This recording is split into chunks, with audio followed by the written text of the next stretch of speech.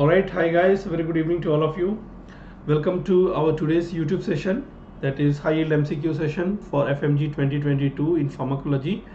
And I'll be starting this session very quickly, but before that a quick confirmation from all of you guys. Please let me know if I'm clearly audible and visible to all of you guys. If everything is fine, please reply in this comment section. For all the students, those who are new here, you can provide your you can give your comments in the live chat section. There's a live chat section here. I think there was no notification sent. I have not received any notification due to some technical reason maybe or whatsoever.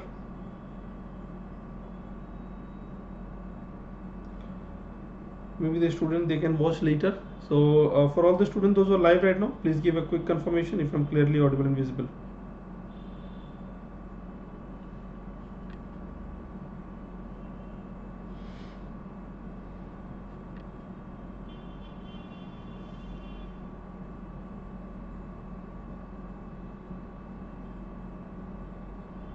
Hi everyone.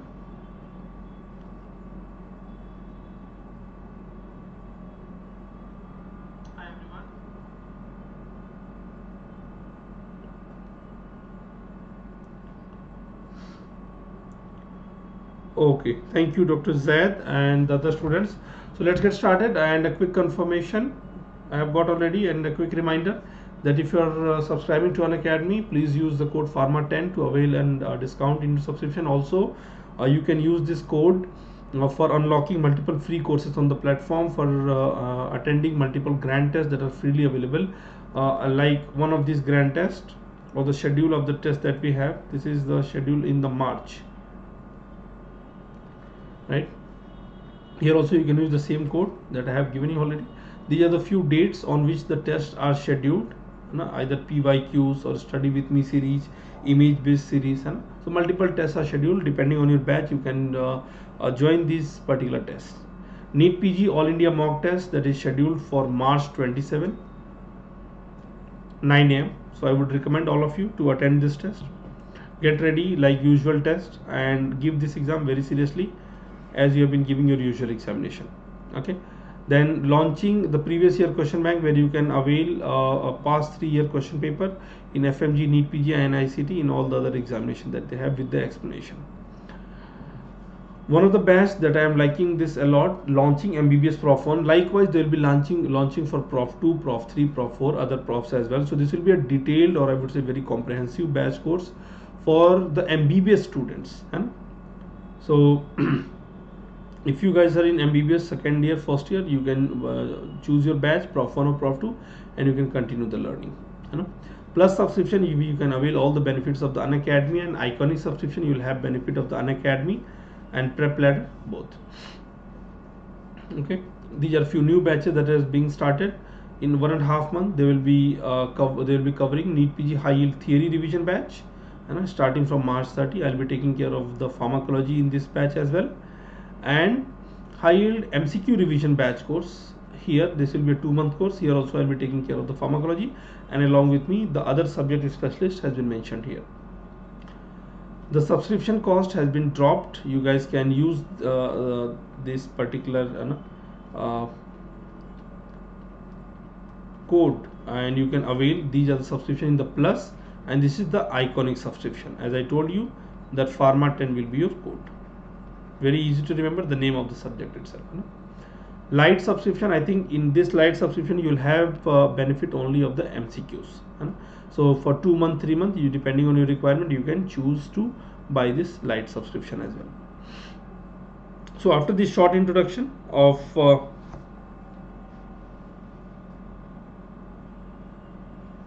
Reshma, the class that I am taking right now on YouTube, it's only live on YouTube. App वाला तो मैंने खत्म कर दिया, वो freely, वो भी था free, ये भी free है. So in the app we have just covered the most anticipated MCQs, most important MCQs also. We have covered that already in 1 hour, and now we are starting on the YouTube. है ना, ये दोनों एक साथ stream नहीं कर रहे हैं. वहाँ वाला खत्म हो गया, अब यहाँ start किए. Okay, so let's start. with the very first simple question. Which of the following agent has mixed alpha and beta agonistic property? Dobutamine, epinephrine, phenylephrine, phenoldopam. Go ahead, please.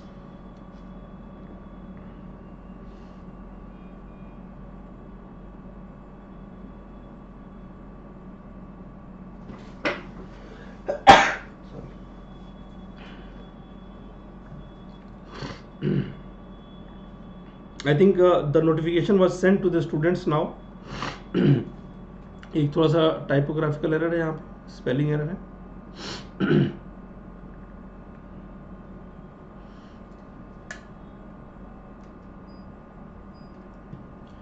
Phenoldopam will be written as F. This is F actually.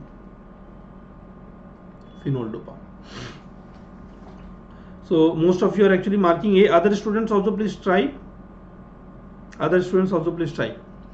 Dobutamine, remember it's mainly acting over the beta 1, selective beta 1 agonist. Epinephrine, where does it work? Where does epinephrine work? It is acting over the alpha 1, alpha 2, beta 1, beta 2, beta 1, beta 2, beta 3, सब पे काम करेगा. The question is asking which of the following is having mixed alpha and beta agonistic property? Phenylephrine is a alpha 1 agonist. Phenoldopam, it's a D1 agonist. A question like this, is it very difficult to mark a mixed action on the alpha and beta receptor? The answer is epinephrine, not dobutamine. Most of you are marking dobutamine. Okay? Mixed action, agonistic action over alpha and beta will be epinephrine. Okay.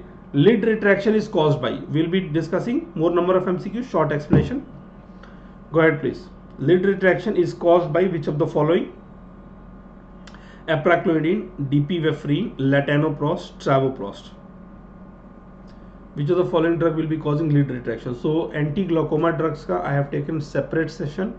If you guys want, you can simply search it out in the YouTube as well. There is one session, and also on the Unacademy platform, freely available in both those places. You can revise anti-glaucoma drugs from there as well. So A is coming from most of you, C is with some of you. Lid retraction, latanoprost, some of you are marking travoprost. Now latanoprost, travoprost, what we know, they both are PGF2 alpha analog. Both of them are PGF2 alpha analog. They causes pigmentation of the iris known as your heterochromia iridis. Okay, they also cause growth of eyelashes, है ना, जिसको बोलते हैं hypertrichosis, growth of eyelashes, है ना, fat atrophy of the orbit, foreign body sensation,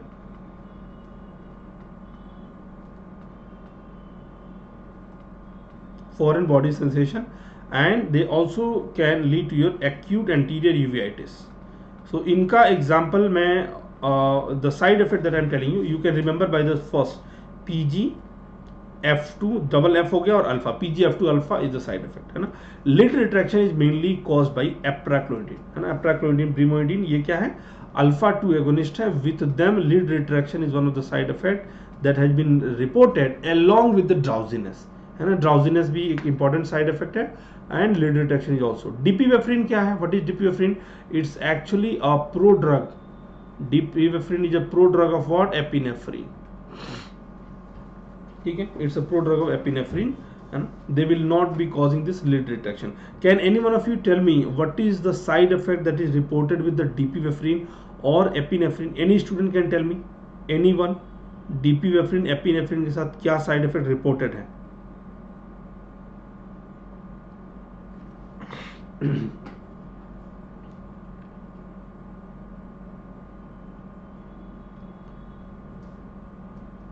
It's a drug that is having dual property, है ना. It decreases the aqueous production and also increases the uveoscleral outflow, है ना. It can cause black deposits on the conjunctiva. It can cause black deposition on conjunctiva and can also cause CME, है ना. Cystoid macular oedema भी reported है, specially in the aphakia patients, and can also cause black deposits over the conjunctiva.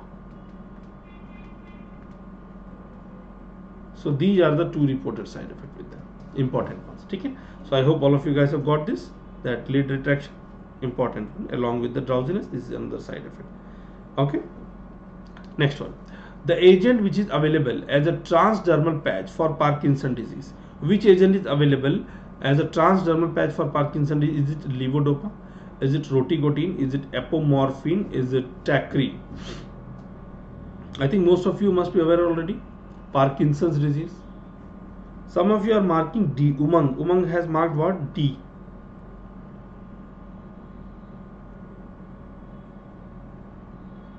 Okay. See, tacrine to withdrawn. This drug is actually withdrawn now. We are not using. It was used for the Alzheimer's disease.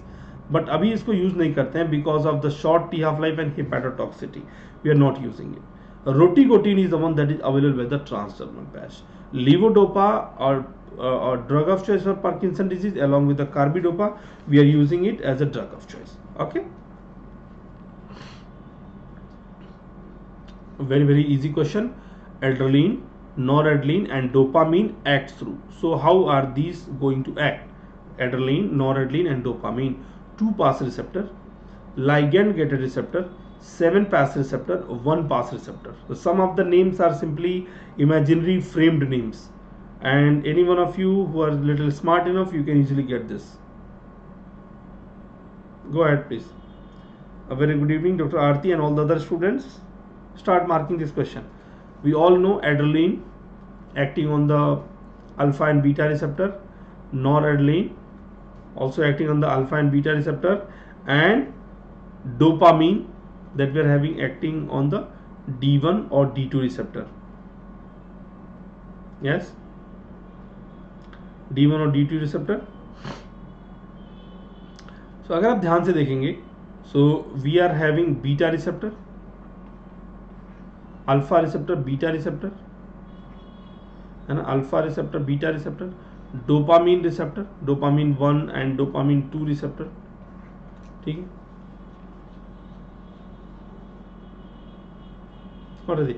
They are all going to act via G protein coupled receptor, also known as your 7 pass receptor. G protein coupled receptor or 7 pass receptor. So it's same. Other name is your serpentine receptor, heptahelical receptor. They do not act via ligand gated. Ligand gated also known as your ion channel या ionotropic receptor. Ligand gated से कौन काम करता है? Anything that is acting by the ligand channel, ligand gated or ion channels, right? Example of this will be like your GABA receptor, like GABA A, GABA C, GABA mediated chloride channel. Okay. Then all the nicotinic receptor, NN and NM, nicotinic receptor that we are having, NN and NM. Okay. NMDA receptor, a receptor of the glutamate, and 5-HT3. These are the example of the ligand gated. Okay, so that is B. Moving on, a drug which is preferred for patients with the BPH and have advantage that they doesn't cause postural hypotension. So this was the question that was asked actually. They doesn't cause postural hypotension. Terazosin, tamsulosin, L-fuzosin, doxazosin. Go ahead please. Pretty simple one. देखिए एक चीज तो simple है कि most के नाम में जोसिन word आ रहा है, and they are all selective alpha 1 blocker. Selective alpha 1 blocker, they will be causing vasodilatation. Any vasodilatation will be causing fall in the blood pressure.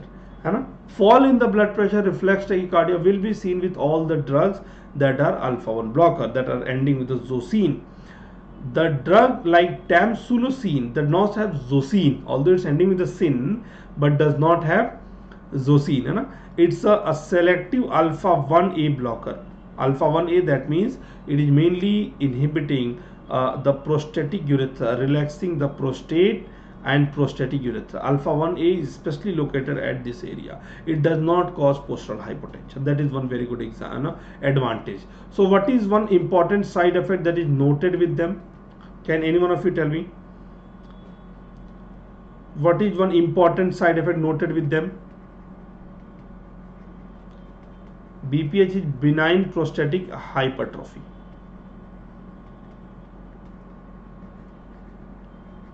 Anyone can tell me? The side effect. एक तो आपने पढ़ा होगा floppy iris syndrome, floppy iris और flaccid iris syndrome, and any alpha blocker can of course cause retrograde ejaculation, including the zosine drug also. Retrograde ejaculation is one of the side effects that can be noted with them. ठीक है? So BPH management में there is a benign prostatic hypertrophy. Zosine drug they promote apoptosis of this prostatic tissue as well, है ना? So they reduce the muscle, the prostatic mass as well, है ना? Plus once you block this, what is the problem with the BPH? अगर prostate बढ़ती है, so what is the problem? What is the main problem a patient go through? The main disadvantage of enlarged BPH is there is a urine retention, है ना? तो इसलिए ध्यान रखिएगा असदुल्ला, है ना? Asadullah, the main problem is always the urine retention. So we, in order to avoid that problem, है ना, we try to relax those areas. We try to cause relaxation in the prostatic smooth muscle. So relaxation के लिए हम smooth muscle का relax करने के लिए we usually give alpha 1 blocker, alpha 1A blocker, so that you do not cause urine retention. Okay. Finasteride also is one of the agent that can be used. है ना? True statement about acetylcholine esterase inhibitor. And acetylcholine esterase inhibitor, if you know any drug that are having acetylcholine esterase inhibiting property, irreversible inhibitor is clinically important. Physostigmine is an irreversible inhibitor. Neostigmine is a reversible inhibitor. Organophosphate is a reversible inhibitor. Go ahead please, very very easy one.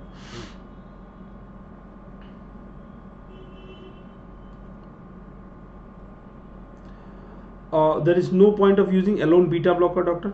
Asadullah, in a BPH patient. Beta blocker alone use करने का there is no point. Anti androgenic drug हम use कर सकते हैं, 5 alpha reductase हम use कर सकते हैं, अल्फा 1 ब्लॉकर यूज कर सकते हैं, अल्फा 1A ब्लॉकर यूज कर सकते हैं. Go ahead please. Acetylcholine esterase inhibitor. See, there are something called a reversible inhibitor and there is something called irreversible inhibitor. All the irreversible inhibitors are organophosphate and carbamate. CV I am writing for carbamate, OP I am writing for organophosphate. They are not clinically significant. They are mainly used as an insecticide or pesticide. इसलिए इनको clinically हम use नहीं करते. We do not use them clinically. We are having reversible acetylcholine esterase inhibitor. The drugs like your Neostigmine, Physostigmine, है ना, pyridostigmine, ambenonium, ठीक है, these are the reversible inhibitor. And irreversible inhibitor clinically important? No, irreversibles are not clinically important. Physostigmine is an irreversible inhibitor, it's a reversible. In fact, among Neostigmine and Physostigmine, Physostigmine is the one that is a tertiary amine, naturally occurring tertiary amine, and any drug that is having tertiary amine as a structure, they can cross the blood-brain barrier. As compared to Neostigmine, they are quaternary amine, they will not be crossing blood-brain barrier. Okay? So it's an irreversible. No, that's a false statement. It's a reversible inhibitor. Neostigmine is a reversible. Of course, it is a reversible. So C is the correct answer as given by some of you. Organophosphate is a reversible inhibitor. What is organophosphate? It's an irreversible inhibitor actually. है ना? मैंने यहाँ पे लिखा है organophosphate, carbamate. They are irreversible inhibitor, and whenever there is a poisoning with the organophosphate, there will be salivation, lacrimation, urination, diarrhea, GI distress, emesis, fasciculation, bradycardia, pinpoint pupil. Okay, so those are the important salient feature of a patient presenting with the organophosphate poisoning. Very frequently asked question. 40-year-old a farmer coming presenting to the casualty and presenting with the symptoms. So there will be excessive secretion, pinpoint pupil, fall in blood pressure, bradycardia. ये सारे symptom के साथ आएगा. ठीक है. Okay, I'll give you a little bit of time to solve this. You have prescribed a certain IV drug to an average built adult. So average build का मतलब हम मानते हैं on an average उसका 60 किलो वेट होगा, ठीक है, और on an average around 50 liter blood volume होगा, with a dose of around 25 milligram. Assuming 50% of the drug will be occupied by the body tissues, or let's say 50% of the drug has gone to the tissues. Calculate the volume of distribution of this drug. Can you guys give me the correct answer? Calculate the volume distribution. 2.5 liter, 5.0 liter, 7.5 liter, 10 liter. Go ahead, please.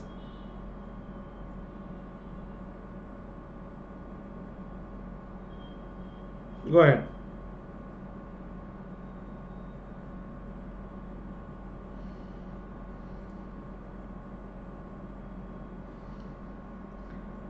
What is the volume of distribution? How can you calculate? The volume of distribution is calculated using which formula? Very very easy. The amount of drug given divided by the plasma concentration. मैं बार बार बोल रहा हूँ class में D/C याद रखना है. Amount of drug given divided by the plasma concentration. So what is the drug given? D तो सबको पता है ना. What is the drug given? That is 50 milligram drug is very rightly given. Okay, now what is the plasma concentration? So plasma concentration कितना होगा? How much drug has been given? So it has been given 50 milligram to this patient having 5 liter volume, right? Average built है, so we are assuming कि उसका on an average around 5 liter blood होगा, ठीक है? So 50 milligram per 5 liter. If you have to solve this unit volume, so how much will that be? Can you tell me? 10 milligram per liter. Am I correct? यही तो होगा. 50 milligram दिया 5 litre में, तो उसका ऑन एन एवरेज कितना आएगा? 10 milligram पर litre. Making sense?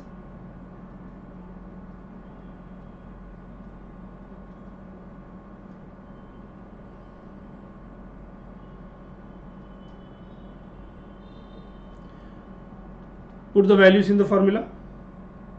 Put the values in the formula. Drug given divided by 50 milligram. Plasma concentration is coming 10 milligram per liter. Milligram and milligram will cancel out. Liter will definitely go up. So how much is coming? So volume of distribution कितना आया? What is the volume of distribution that is coming?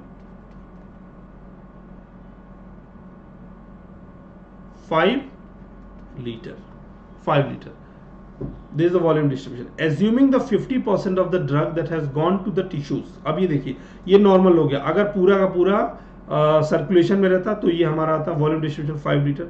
Now assuming 50% of the drug will be occupied by the tissues, in that condition, if you measure the plasma concentration, let us say 50% has gone to the tissues. अब plasma concentration बताइए कितना होगा? In a normal person, this is the one. Now the plasma concentration will be 25 milligram per 5 liter. Are you guys following me? 25 milligram per 5 liter. ठीक है? 25 milligram per 5 liter. So this will be roughly around 5 milligram per liter. Yes or no? 5 milligram per liter. And if you calculate the volume distribution, अब इस formula, same formula you can use. So drug given divided by the plasma concentration. Drug given around 50 milligram.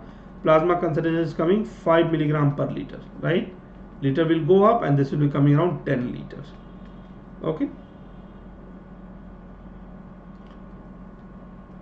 कितना आएगा? 10 liters. So the correct answer that is coming here is 10. That means if you are giving a 50 milligram drug and if you want to achieve this particular plasma concentration 5 milligram per liter, you should have around 10 liter fluid in the body, which is actually we do not. So if the volume of distribution is coming high, whenever volume of distribution is coming high or any volume of distribution that is going beyond 5 liter, that means the drug has mainly gone to the tissues. The drug has gone to the different compartment, and apart from intravascular compartment, up to 5 liter. Always remember, up to 5 liter it is always intravascular compartment. Beyond 5 liter the drug has gone to the different compartments. ठीक है? So I hope it was very simple one, and if a question like this can be asked, you guys can, because they are saying we all know that on an average a person is having around 5 liter volume. So how can you calculate the plasma concentration? Because we already know that plasma concentration का मतलब क्या हुआ? If you are drawing a blood, है ना, or if you are drawing a sample of the blood from the veins, what is the drug that is present in your entire body? You can actually calculate. So we all know around 5 liter blood that we have on an average, है ना, और इतना पता है कि कितना drug दे दिया. So this will be roughly around 50 milligram per 5 liter. So ऐसे कैलकुलेट किया ना, एवरेज बिल्ड का मतलब दे दिया. हाँ ठीक है, on an average adult person है अराउंड 5 लीटर ब्लड वॉल्यूम होगा. ठीक है, so 50 milligram per 5 liter and you can calculate the unit value, so 10 milligram per liter. I hope you have got this already. Aarti Tyagi. Okay, a 55-year-old farmer was brought in emergency with loss of consciousness and excessive sweating. Upon examination, heart rate is this. Something like this I told you just 2 minutes ago. You are suspecting a poisoning based on symptoms. Sweating hai, loss of consciousness hai, pupils are constricted. So I think I have already mentioned something like this. You are suspecting a poisoning based on symptom. Which of the following is the possible target of this poisoning? Anionic site of acetylcholine esterase only. Esteric site of acetylcholine esterase only. थोड़ा सा tricky है, but of course I am sure all my students can get this. M3 receptor, beta 1 receptor. Go ahead please. A और B ऐसे थोड़ी होता है. Z Jilani ऐसे नहीं होता है ना, तुक्का थोड़ी चलेगा. A और B, you have to choose one. Whenever you look at the acetylcholine esterase का enzymatic structure, I am just trying to draw an imaginary image here. Acetylcholine esterase, है ना.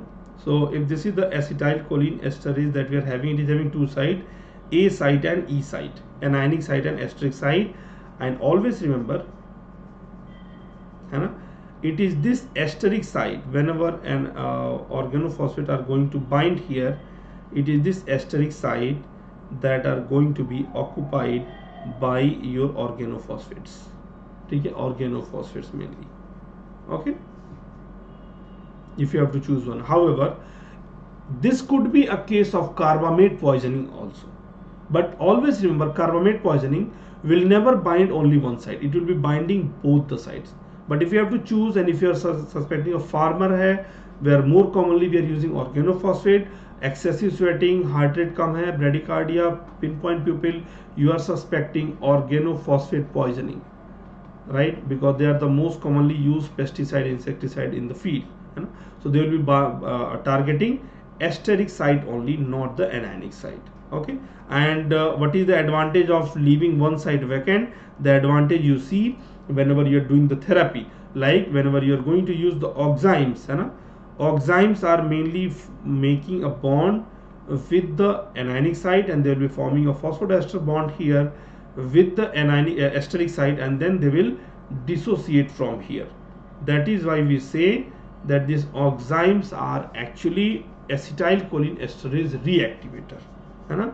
Then in the another examination they ask what is the drug of choice for this one or antidote of choice. It is always and always atropine. Atropine happens to be a non-selective muscarinic receptor blocker, है ना.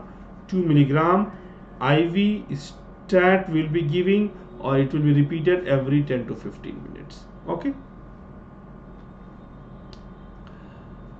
A 45-year-old woman present with a moderate hypertension, blood pressure is 165 over 100, total blood cholesterol is this, lipid profile LDL this, HDL is this, and past family history indicate the risk of coronary artery disease and familial type of hypercholesterolemia, 2A hypercholesterolemia.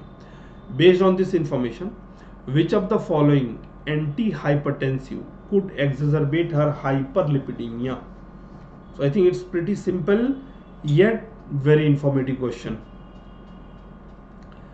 Dyslipidemia का एक patient आता है and they are telling which antihypertensive drug can exacerbate this dyslipidemia. Go ahead please. Enalapril, hydrochlorothiazide, nifedipine, prazosin. Go ahead please.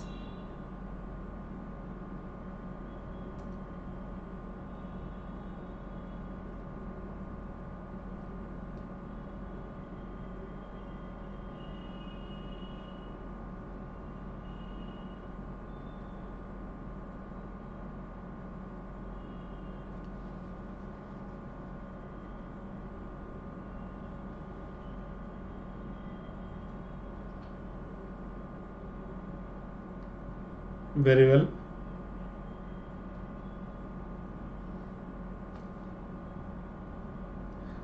So it's actually thiazide diuretics, है ना?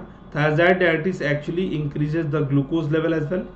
They can cause hyperglycemia and they can also lead to dyslipidemia, है ना? Dyslipidemia. Because of this, and also they are going to increase the uric acid level. That is why they are actually contraindicated in a diabetic patient, in a dyslipidemia patient,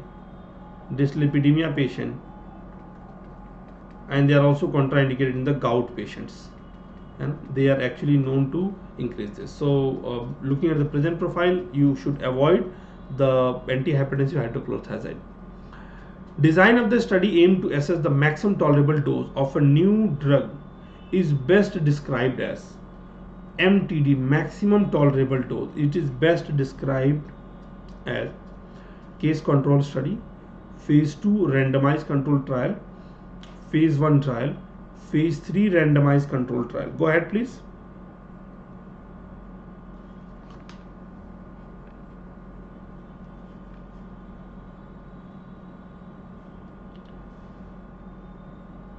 This phase 1 trial. Come on, it's pretty simple. Maximum tolerable dose is mainly studied in phase 1 clinical trial. Phase 1 clinical trial where sample size is around 25 to 100 sample size. Remember, this phase 1 clinical trial, it's mainly an open label study. Open label means there is no blinding. Everyone is aware who is taking what kind of drug and what is the expected side effect. So maximum tolerable dose is phase 1 clinical trial. Okay. What is the most dangerous effect of belladonna in a very young children? Another very common question that has been asked in the past in the NEET PG, and also this question has been asked in the USMLE. ऐसा नहीं खाली NEET PG में पूछा है, MLE में भी पूछ चुका है. So what is the dangerous effect of the belladonna? It's a plant that from where atropine is derived. The full name is Atropa belladonna. Dehydration, hallucination, you see, all of them can be caused. सबसे पहली बात, सब हो सकता है. But examiner asks most dangerous, है ना?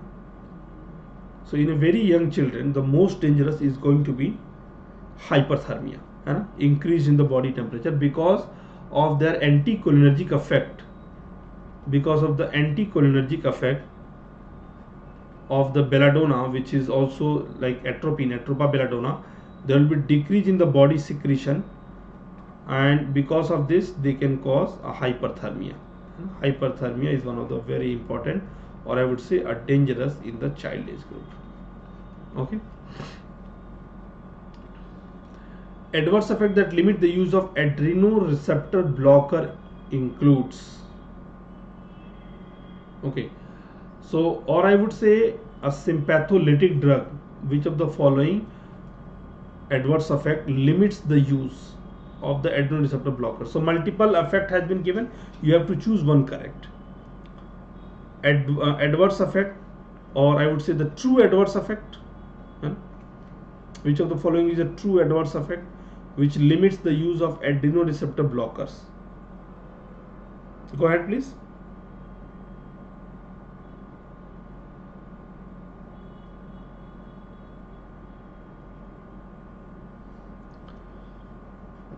Bronchoconstriction by alpha blocking agent.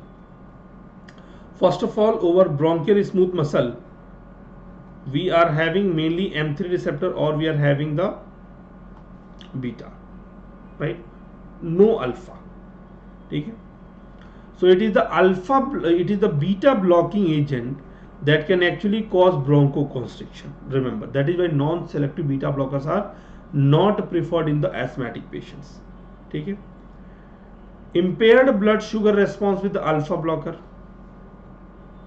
Alpha blockers can lead to impaired blood sugar. It is the beta blockers actually, because it is the beta receptors that are also present over the liver, that is associated with the gluconeogenesis and glycogenolysis. If you block this, there will be impaired gluconeogenesis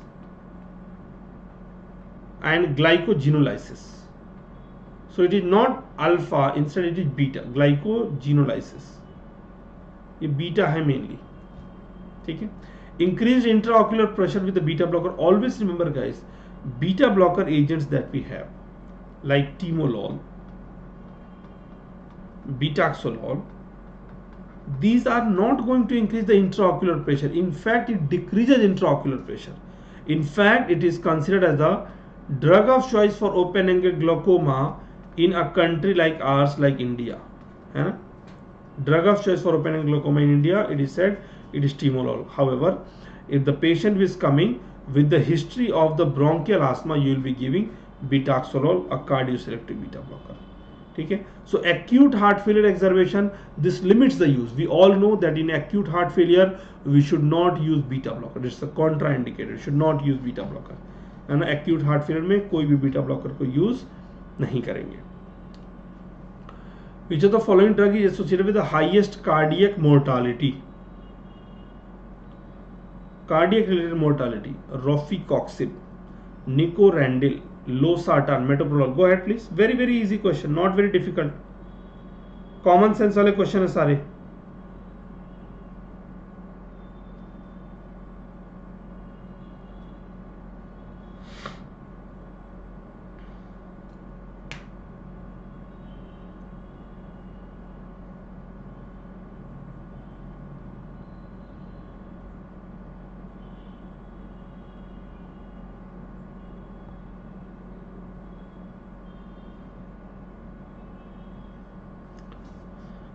Highest cardiac mortality, nicorandil.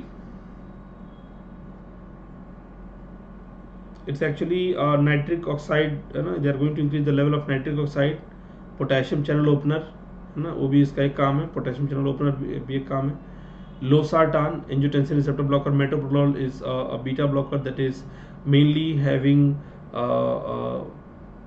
prevents the cardiac remodeling. In fact, it reverses the cardiac remodeling also. Rofecoxib is the correct one. Rofecoxib or all the coxibs, that's why they are actually banned as well. They are the selective COX-2 inhibitor, and we all know that all the selective COX-2 inhibitor, they can actually cause vasoconstriction or increase the platelet aggregation, and that is why they can cause your multiple stroke or cardiac related problem.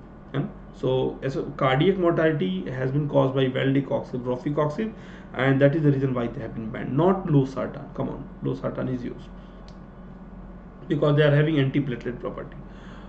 What is the most dangerous effect of belladonna in a very young? I think I have told you this already. This is a dehydration. I have told you already.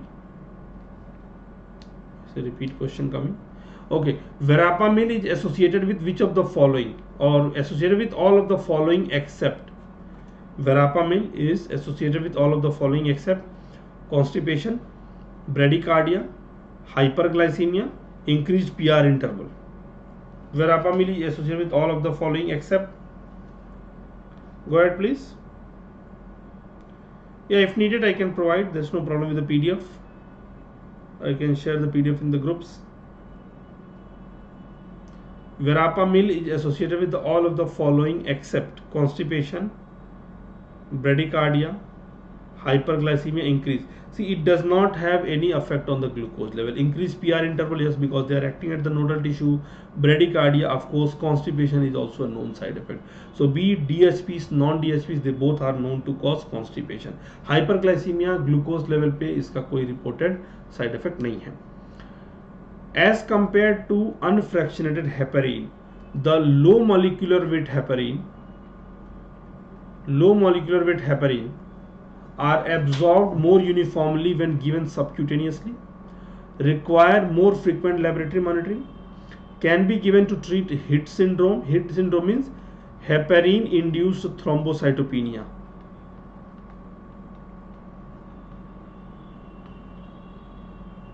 Heparin induced thrombocytopenia. So this is actually an immunogenic response that heparin can actually cause thrombocytopenia. The drug of choice for HIT syndrome will be your direct thrombin inhibitor.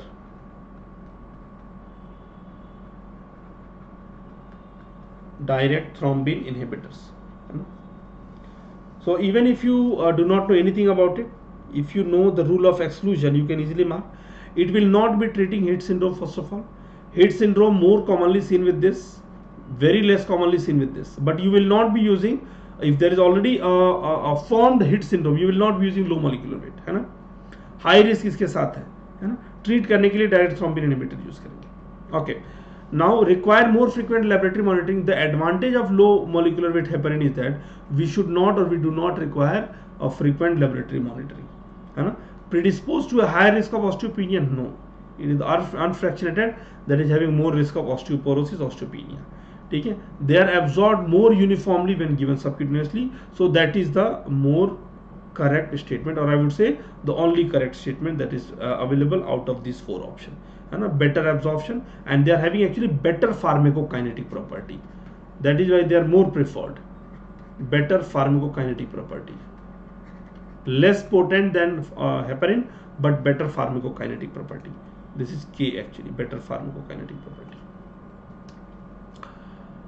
A 45-year-old female who is taking propranolol for the management of the cardiovascular disease, exercises an acute asthmatic attack, experiences an acute asthmatic attack.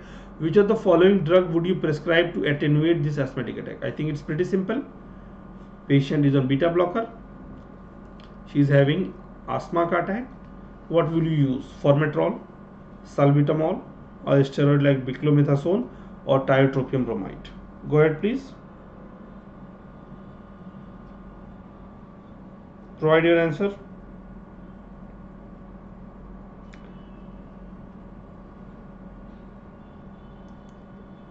This is the second last question. After this, one more question that we can do.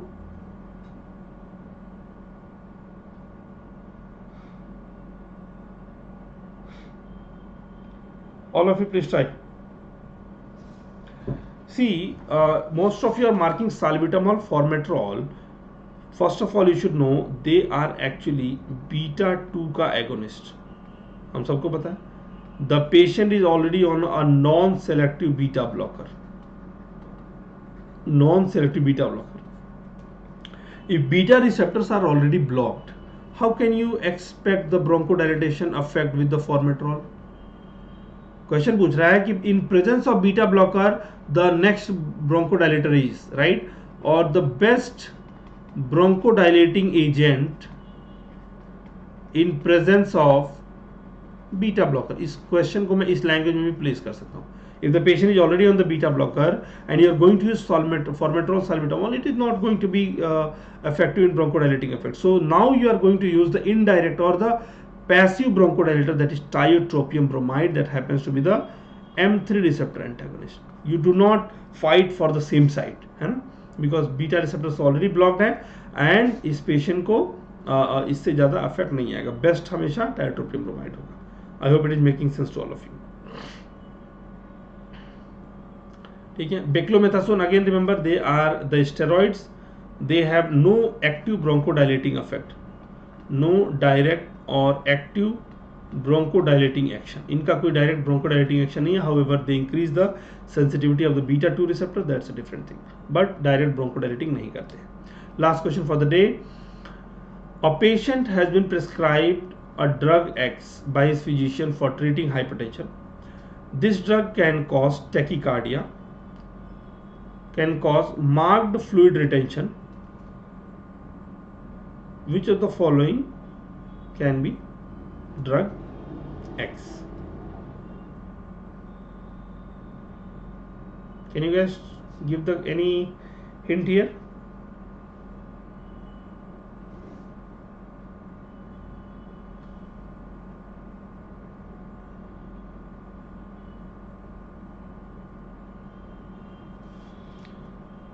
Aarti is asking, sir beta receptor तो दोनों के अलग अपने receptor होते हैं ना. I did not understand your query Aarti. First mark this question. Which drug do you know that is known to cause tachycardia and marked fluid retention?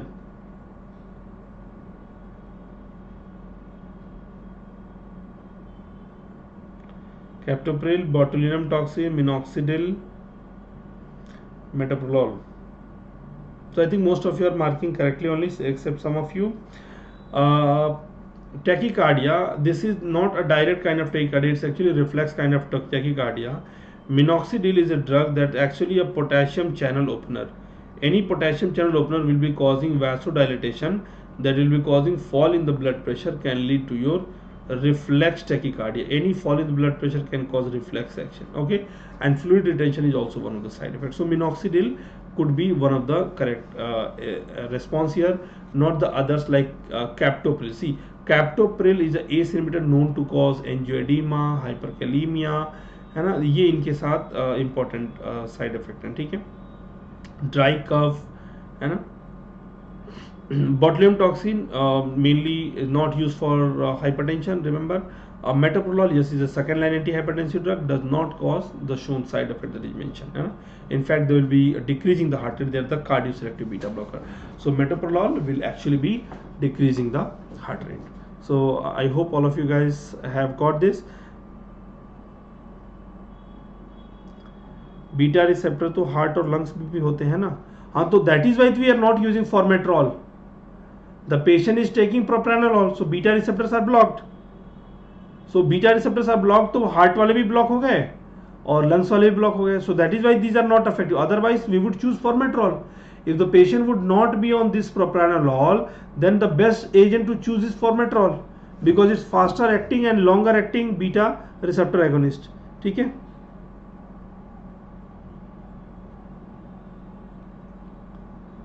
Dr. Medastrocyte will take that in mind and will try to comply with that. The next session of the YouTube will be one of the fun-filled session. Identify the drug using smileys. If you guys have attended the session previously, you guys know what I'm talking about. On Sunday, we will be doing that session. Sunday 8 PM ko hoga. Identify the drug using smileys. I will be sharing the link very shortly in the groups.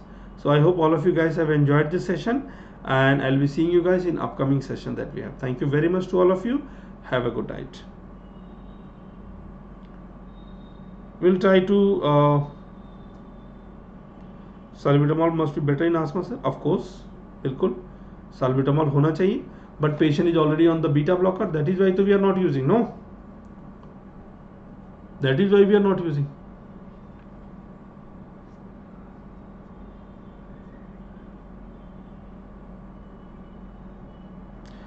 Unacademy Plus में yes, 28 को I am starting on batch.